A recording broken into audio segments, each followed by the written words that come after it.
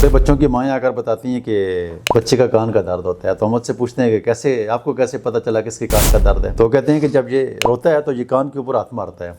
अच्छा, तो यहाँ से तशखीस हो जाती है। जी जी, ठीक है। फिर इसके बच्चे जो होते हैं वो चिड़चिड़ापन इनमें बहुत ज़्यादा पाया जाता है। कान के अंदर ये मसला होता है कि हमारे कान के अंदर कोई इन्फेक्शन हो जाता है, कोई इस तरह की प्रॉब्लम हो जाती है जिसकी वजह से कान के अंदर दर्द हो जाता है, और खासकर ये बच्चों में ज़्यादा होता है। फिर जो माएँ होती हैं बच्चों की, उनकी रात को नींद भी डिस्टर्ब होती है क्योंकि बच्चे रोते रहते हैं और कान पर हाथ मारते रहते हैं। साथ में एक और मजे की बात बता रहा हूँ, क्योंकि मैं मेडिसिन बता रहा हूँ जी। तो ये मेडिसिन जो है वो पेट में भी बच्चों को बहुत ज़्यादा दर्द होता है। ये हमारे व्यूवर्स के फायदे की बात आ जाती है। हम कहते हैं कि उनको ज़्यादा से ज़्यादा फायदा हो। बहुत, ठीक है।